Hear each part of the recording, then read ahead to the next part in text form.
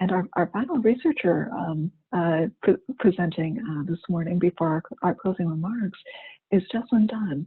Dr. Dunn is an assistant professor in biomedical engineering and will be telling us about the CovIdentify with digital biomarkers of COVID-19.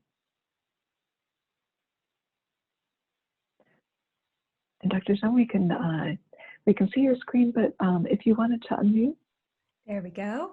All right. And you see hopefully the slides here. Great. Yes, we do. All right. Thanks so much, Shelley and Michael, for the opportunity to present to this group. I think this is an exciting and really important topic to be addressing head on as we are working to develop technologies and new methods to address this pandemic. We want to also make sure that we are addressing potential health disparities. So with that, we've been working for several months now on a platform called CovIdentify that is essentially a combination of mobile and wearable devices to detect COVID-19. And so essentially the goals of CovIdentify are early identification of infections. And so this is by taking into account information that comes from mobile and wearable devices, and to use that information to decide who should receive molecular diagnostic testing or be quarantined and when. And kind of a subcomponent of this is that we also want to determine when people are most susceptible to contracting illness, when people are most contagious if they've contracted it, when it might be safe for somebody to return to work after recovering from infection. And then we have this other issue that we've seen where people who are infected with COVID have very different reactions to the infection. So some people tend to be relatively asymptomatic or have mild cases, whereas others have incredibly severe cases.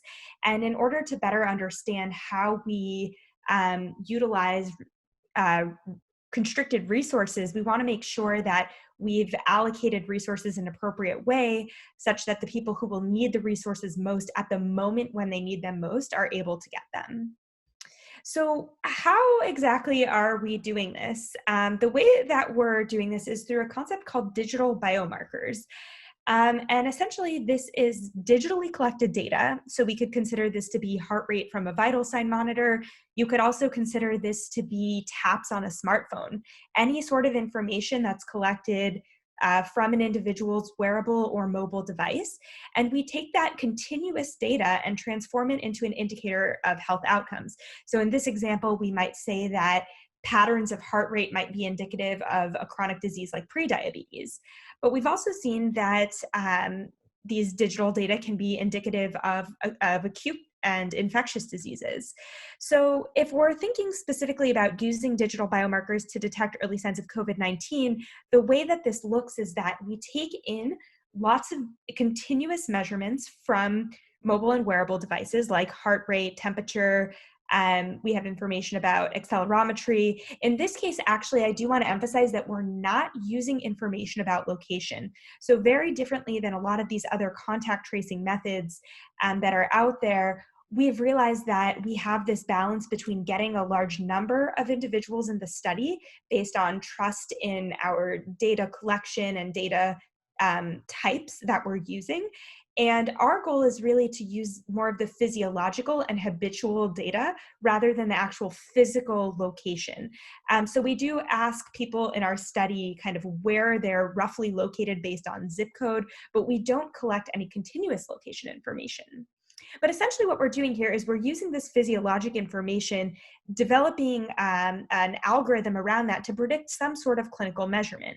And in the case of influenza or in the case of COVID-19, we have these ground truth, or what we consider to be ground truth in this case, outcomes like a molecular diagnostic test. We might even have some antigen testing. we found that there's some tricky issues with COVID-19 because there were testing issues early on. So we've had some proxies that we're using as ground truth measurements that if I had more time, I would discuss. And I'm very interested in talking to others about this challenge of how we define a ground truth COVID-19 infection. But essentially, we have some digital biomarkers that we've seen in the past that have been useful in influenza detection, and we're applying these for COVID-19. And so essentially what you can see here is that if we're looking, for example, at somebody's heart rate trace over time, we see that we have a spike in heart rate, in resting heart rate, when somebody gets sick. This is just one example of the many types of data that we're using. Very brief overview of the platform. Essentially, we are collecting 12 months of retrospective data and 12 months of prospective data from wearable devices for people who enroll in the study. So if you've had a smartwatch and you've been wearing it for a while and you get COVID-19 and then enroll in our study, we're actually still able to take a look at that historical data because that data is stored. So one of the advertisements that we're trying to get out there is that we're really looking for people who have had COVID-19 infection, who own wearable devices, and who are willing to participate in the study to give that information. For people who don't have COVID-19, and even people who don't have wearable devices, actually, it's really useful for our study to be able to collect survey information and understand the symptoms that are related to different COVID outcomes. So we're using both a combination of the wearables data as well as the survey data. And very briefly, just an overview of who we have in our study. I'm trying to be cognizant of time. A 5-minute chat is very difficult. But we now have a little over 4,000 people enrolled in the study. Speaking specifically to disparities in health, we know that the bring your own device model is the problem. We see that in our ethnicity breakdown. It's very clear when we're looking at the white versus Black and other ethnicities and races in our study that we have a disparity issue that we've been working on. We're applying for funding nonstop to try to be able to purchase devices. We actually received a donation of about 350 devices that we will be handing out to underrepresented minorities and people in underserved communities to try to improve that balance and that representation of individuals and communities that are more strongly affected by this. So with that, I think my time is up. I want to thank everybody who's supported this project, our fantastic team of researchers and students, and all of the support we've received from Duke and beyond to make this study happen. Happy to answer any questions.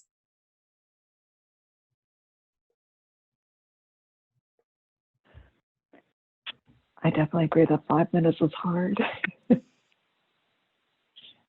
Thank you very much, Jessilyn. I think I have a question related to the conclusion of your talk. What steps, based on your experience, would you recommend to increase the diversity of the participants, right? What are you learning, and what are you thinking of using yourself, but also would recommend to our researchers in these more technologically advanced fields, right, to increase the trust, going back to our keynote being a big issue?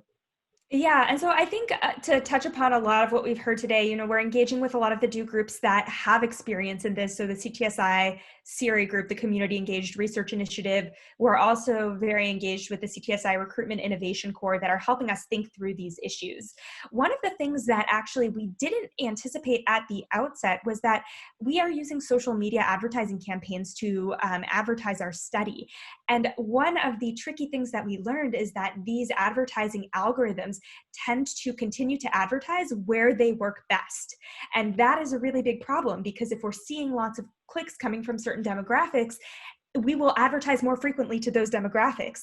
And so that's something that we've actually had to take a step back and think about. What are our recruitment and advertising methods? And do we need to be thinking less about the number of overall clicks and more about who's clicking on these ads? So that's been a learning experience. And then the other thing I would say really speaking to, I think, some of what Mark and Suresh mentioned, and there were a couple others who mentioned, really engaging with people.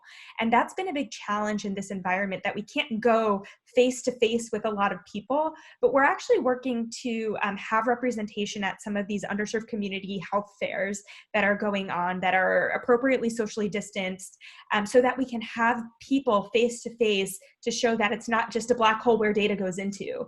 And then the last piece is we've actually started a blog on our website where we're trying to put out results of our data to the public. So not necessarily any scientific results that somebody should act on, but rather just to show what type of data we're collecting, and that people can actually engage and ask questions of the researchers and be involved with the research. So we're hoping that these different strategies help to bring more people in. Great. No, that's really important. I think your comment about the networks and kind of going where you are used to going is a problem, and something we need to address here and on many other levels. Warren, did you have a question? Yeah, it's kind of a question and a comment. And Jessilyn, I'm very familiar with both what you're trying to do with CovIdentify and also what you did with the flu modeling. And I think what may not have come across is the fact with flu modeling, you're able to identify patients with flu multiple days potentially before they have symptoms. And I recognize you don't have enough data yet, but I think it'd be really useful for you to talk about what it would mean for asymptomatic COVID patients to be able to identify them.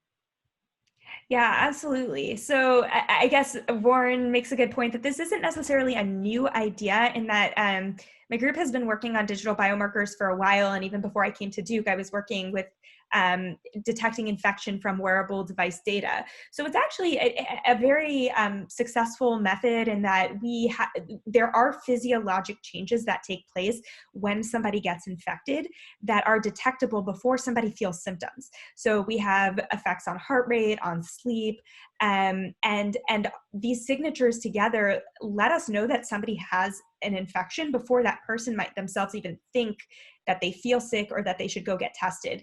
So one of the key points here, and we heard earlier that there's this time between somebody getting infected and getting tested that's really a dangerous time, because people are going out and spreading the virus. That's one of the major times that we're trying to target with this method, is to say before somebody even suspects that they may be infected, we might be able to suspect for them and let them know, might be a good idea to go get tested today because it looks like something is abnormal with your body. Great, thank you. I Thanks, think that's Warren. so important.